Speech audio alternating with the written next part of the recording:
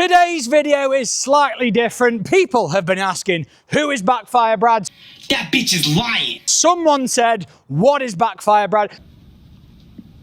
Nope. Today we're going to sort of delve into the life of me, who I am, and to give you all a bit of an insight, this is my 4,000 horsepower car collection. And some of the cars are just straight up fucking nuts.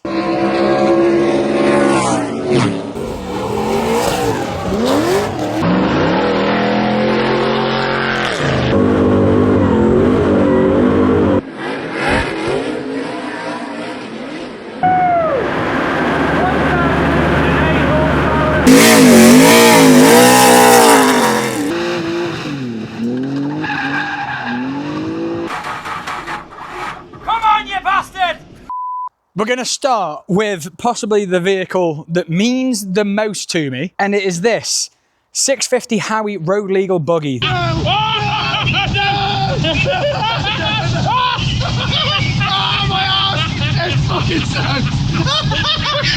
The story behind this, you haven't really seen it on the channel much because last year me and Johnny did blow up the engine. Tells that we've immediately lost power. We are back at, oh, for fuck's sake. We are still in the nature. And it has been sat in the garage ever since, but this little buggy, I saw on Marketplace and I had to buy it there and then because the number plate looks slightly familiar. Because me and this buggy go back to when I was just 13 years old. This is the exact buggy I learned to drive in, and when I saw it come back up for sale, I didn't even question. We literally messaged the guy, we picked it up that day, and we blew it up. But that's not an issue because this little thing is never going to leave my side again.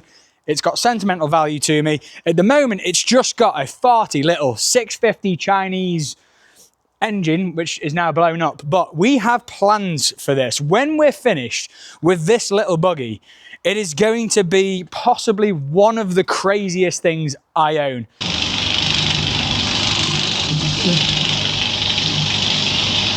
It's really good.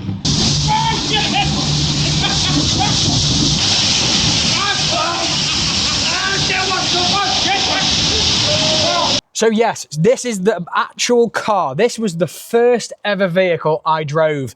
This is the four-wheel little menace that got me into cars. Without this, I might not have had the ambition, the excitement, the overall joy and adrenaline for driving cars. So this is why this, even though I only paid £1,500 for this buggy, this is never going to leave my side, and it's going to get the treatment it deserves. It is 2 seats, manual gearbox, and street legal. So this is this year's project.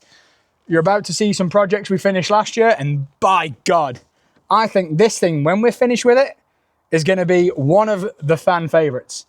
The engine's a bit shit. It smells like it's overheating and it's only been on for about a minute. It's all a bit shit. Or the lack of. For now, it only has 30 horsepower, but when we're finished, it's going to have over 10 times that. Now, if you're one of my 5 followers and you actually look at what I do on a weekly basis, you will recognize this car.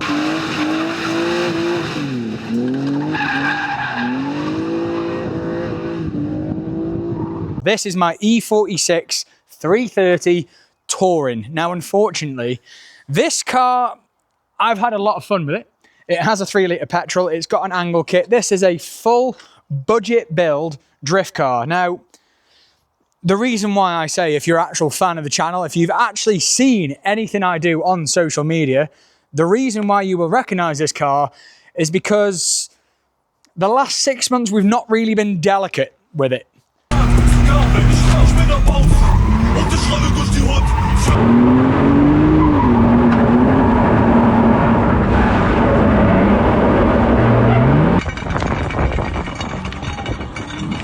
Oh shit!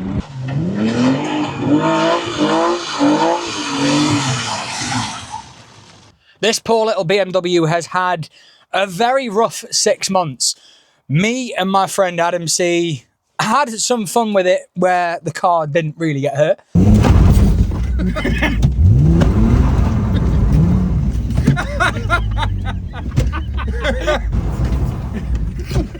Hello, Bradley.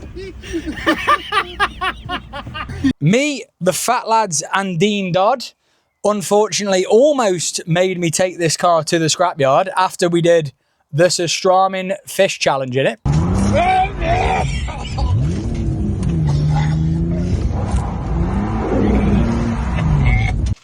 So, this is my first drift car. Again, because it only owes me about £2,500 and we've had so much fun with it, I don't see the need to get rid of it. We are now going to use this car as the social media drift car. When we do drifting events, when we do drifting challenges, if we want to do anything stupid where a car might be put at risk, unfortunately, my little German friend, you are going to be in the firing line, because I'm just surprised it's not died yet. But I promise you now, ladies and gentlemen watching at home, subscribers, fans, or if you're new to the channel, we are going to make sure we kill this car this year. The latest addition to my car collection is a 2005 Honda Odyssey Absolute. I don't know why I bought this car, but every minute I spend with it, I'm starting to love it more. When you think of 7-seater people carriers, you don't really expect them to be this goddamn big. I didn't realize they made Hondas this large. It is a 7-seater K24 powered people carrier. But the reason why I bought it, the main reason why I bought this car is midnight purple. It's a midnight purple 7-seater people carrier family wagon. The only downside is the brakes now need changing, and being a Japanese import and they never made these cars for the UK market, it means I can no longer get parts for it. So I don't know how I'm going to replace the brakes, but for now we don't need brakes because it only has 190 horsepower and weighs the same as a battleship. So it's not very quick, but there is a party trick on the back seats that I think was the main reason why I bought the car. It isn't just the fact it's on Works Euroline Japanese JDM wheels. The main reason why I bought this car was this. Coming around the back of the Honda Odyssey Midnight Purple JDM people carrier. Bearing in mind, we have twin Japanese huge steel exhaust, which again, a people carrier, okay, whatever. But you open the back. Oh no. There is the third row, the rear two seats now. Considering it's quite a large boot anyway, these do fold down flat, which I do think is, you know, very standard. Most people carriers do this sort of thing where you can hold, in my case, all the wheels I've got. But if you pull these back, I'm not even joking, this is one of the main reasons why I bought the car. By pulling another handle, oh, yes!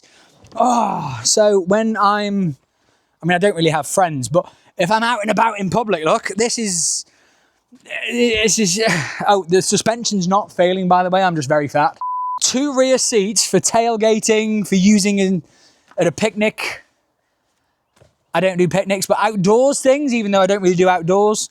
But if I'm at a car show and I'm reversed up to something, I can, or one of my mates who's a car photographer did say the fact it has got seat belts that you might be able to somehow use. Is this not the best camera car for automotive creativity, which is what I'm trying to do? Look, you can even have 2, your friend and someone to hold extra batteries or a second camera. Imagine the rollers you could make with this. So this is, yeah, I'm not even exaggerating. That is the main reason why I bought the car. Right, moving on to the daily, the workhorse of the Backfire fleet. If you have noticed to my left, your right, these are my trailers. Now, when I say my trailers, I can tell I'm getting old, because now when I'm driving down the motorway, I appreciate a good trailer. This is where, now I'm 30, I've sort of understood. I drive past a house, I appreciate a gate. I drive past a nice trailer, I appreciate a man's trailer. And I decided to get 2 very interesting trailers. The first one being my flatbed, my PRG. I don't know if this is going to tip with me standing on the back. Very much likely. This is the largest flatbed you are allowed to tow behind an ordinary car. With a 7.5 meter bed, total length is just under 10 meters. This trailer is the ultimate twin car, or it'll hold a limo. So again, this, I paid 3.5 grand for this from PRG Trailers, which I happen to say possibly my best investment ever, because doing tow jobs, recovery jobs and all that, this has paid for itself 10 times over. But when I want to move something a bit more prestigious, when I want to go up a level and move something like an American race car, which is a hint for later, I've got the PRG box trailer. This is, again, the largest box trailer that they did. I believe it's 7 foot wide inside, 7.5 foot wide inside, with a total length of about 21 feet, I think, inside. So again, it holds big cars. In theory, we have put G-Wagons and Range Rovers in this, but by law, you're not allowed to tow those kind of weights. So I've been told you can fit Range Rovers and shit in there. This is my PRG box trailer. We bought this brand new, again, just because the cars that we do for the car transportation stuff, it does require enclosed, and it had to be the best, which is why PRG, I'm a PRG man. Apparently that's now a thing. What do I actually tow the trailers with? The mighty 4.2 V8 diesel Porsche Cayenne. This is the older model, the 2014, because the newer versions didn't come with the V8 diesel, and I wanted the V8 diesel for a bit more oomph. There is a video I posted about a month or two ago explaining why I bought this car. So if you are a fan of the channel, you already know all about this car. It's nothing special. It is literally just a 4-wheel drive V8 diesel towing machine. It's as simple as that. Now for this one, I don't even think you really have to be a fan of me or the channel. You've probably seen this at a car show in the last 2 years, because this has been in my collection now for about 5 years. It was my dream car as a kid, and when I could afford to buy one, I had to jump at the chance.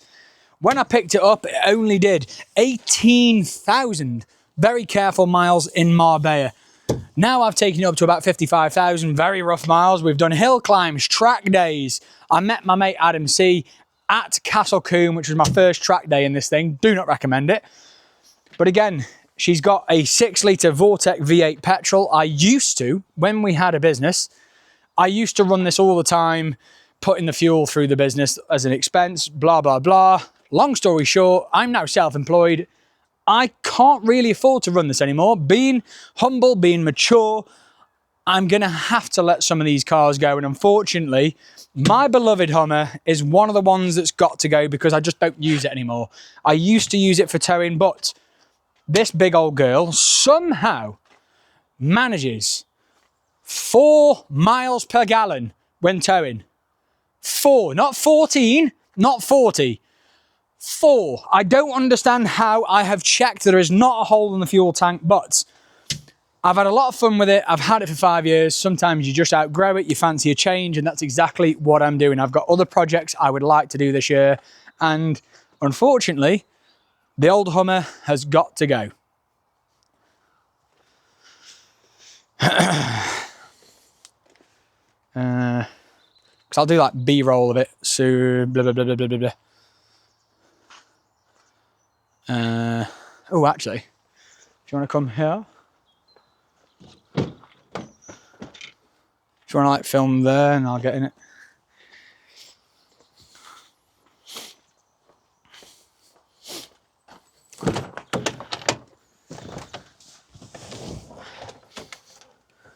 Now, if you're as financially irresponsible as I am, if you're in the market for a low mileage, very well preserved Hummer H2, feel free to message me on email, on Instagram, on Facebook, Backfire Brad, and I'm willing to do a deal. It's not the fact that I'm in a rush to sell, but like I said earlier, I've got projects I need to finish.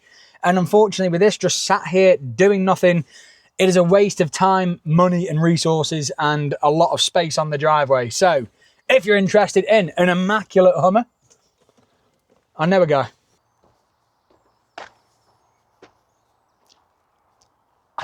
I don't really think this thing needs an explanation. You might have seen it on Top Gear, you might have seen it on Car Wow, you might have seen it at car shows. This was a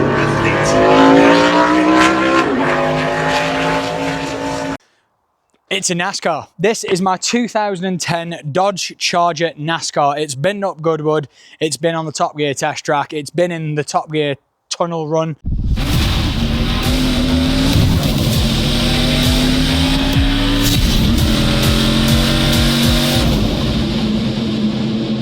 I've taken it to many shows, I've driven it around Silverstone.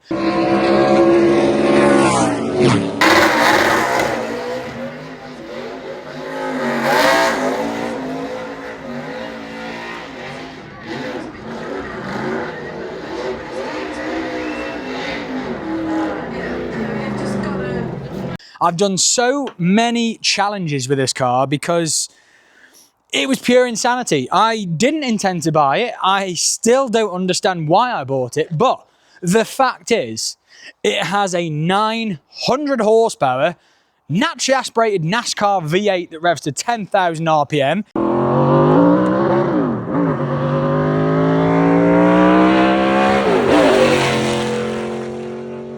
It's got it's a fucking NASCAR. There's no other way to say it. This is exactly how Kurt Busch drove it on the track. There's been no modifications. It hasn't been changed. This is literally as he raced it in 2010 in the NASCAR Cup Series.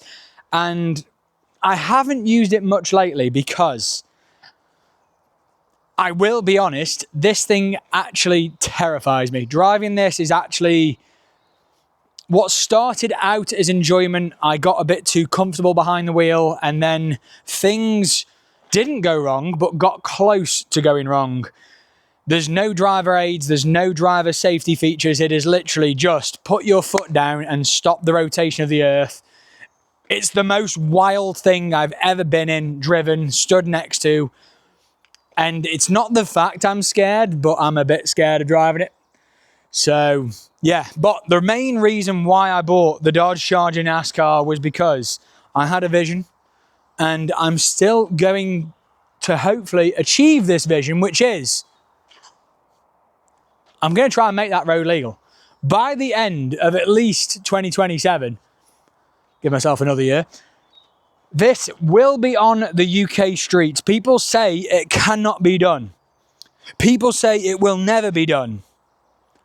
I am telling you now, it might get done. I don't know. We'll find out. We'll find a way. But like I said, I might be tempted to sell the engine. The thing that makes this car, 1, undrivable, 2, unreliable, and 3, an absolute pain in the ass to live with. Come on, you bastard! Is the NASCAR V8. It's so highly strung.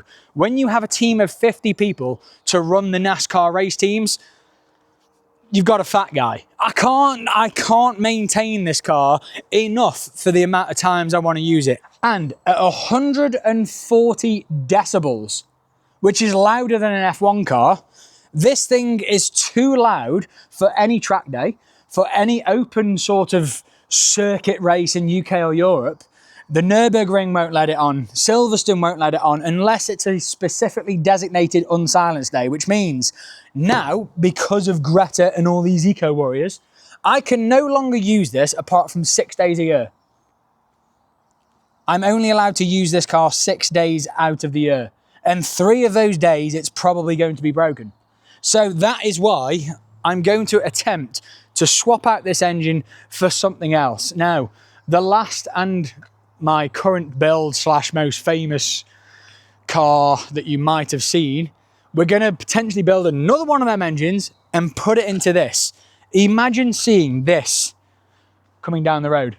I may as well give you a laugh. You've been listening to me chat about shit that you're probably not interested in. So I'm going to give something back to you. I'm going to give you a minute of entertainment.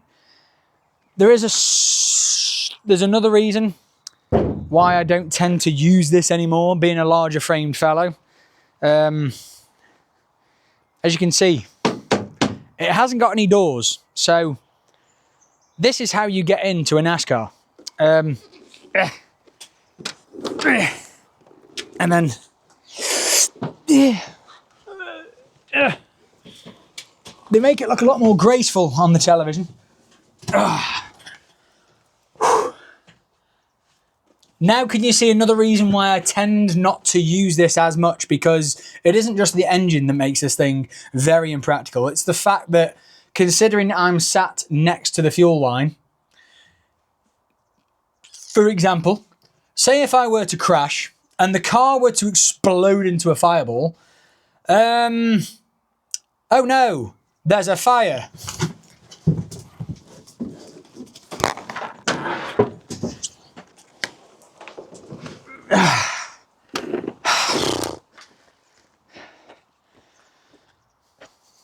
Yeah, so it's not the most practical vehicle in the world, but it's so fucking cool. So yeah, that is my NASCAR. Now, for those who know me, I do try and be as humble as possible. I try and be as loving, as caring, as happy as one could be. But this has to be the fucking coolest thing I've ever built. This is the 1,000 horsepower drift limo. And if you've been living under a rock and you haven't seen this car before, check out some of the videos that I've posted about this, because even though it is the world's longest drift car, it is 6 seats, street legal, and considering I've built it as a drift car, I've done everything but really drift it at the moment. I've taken it up a ski slope in Germany.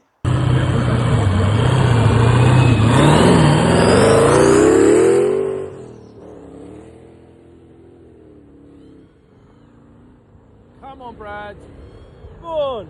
Come on, Brad. Fun. Yes. Woo! I've driven it 4,000 miles from New York to LA. I've just raced a bunch of hypercars up a runway, and now she's back home. It needs a bit of TLC. I've done 6,000 miles in this. Me, Chris Wigley, and James at Retro Road Sports, and Mike, the best tuner in the country. We all worked hard. This car was built in 4 months. And the reason why this car is just so fucking cool is the fact it's an old Mercedes limo with a 1,000 wheel horsepower twin turbo LS engine. And the fact that this car was dynoed on the Wednesday and it was put in a container on the Thursday morning to be shipped to America, it rolled out the container and its test drive was 4,000 miles across the States to then come straight back home, shipped to Germany, and then was the first limousine in the world to drive up a ski slope. This car has proven itself time and time again. The fact that it has 6 seats, it's street legal, it still kind of has a boot, but there's a fuel tank in it. Yeah, there's no point talking about this car too much, because check out the other videos that we've done on it, because this is pure insanity. The fact this car made 1,008 horsepower to the wheels on only 10 PSI of boost, because this engine is built for about 1,800 horsepower with slightly bigger turbos and a stronger gearbox. The reason why we've kept it at the power it is, 1, it's enough. 2, the gearbox would just explode if we try and turn the boost up anymore. And 3, reliability. If you watch the other videos, you'll see how I've kicked the living shit out of this car and it's still here. 4 months. And some people have said, it's just an engine swap. This is where, if you know, you know. If you don't, shut up or ask, because this is a full Formula Drift spec build. We have full 4 fuel pump radium fuel system. Underneath is a fully built Formula Drift spec rear axle from Wisefab. And the fact that it has 6 bucket seats, and I can take this right now. Do you want to do the weekly shop? Have you got 5 children at home that you want to do a school run in? I still think, hands down, this has to be the most practical, the most insane supercar killer family wagon ever built. If you think I'm wrong, comment below something that is, in theory, more of a box ticker than this. It holds 6 people, it has 1,000 horsepower, hypothetically, it's quicker than Lamborghinis and Ferraris, and it still has a boot. Now look, I apologise, this is probably the most boring video you've ever watched, but why not? Because it's the first time. If you're a car guy, you'd understand why I'm so excited for the first time ever getting all my cars in one place at the same time.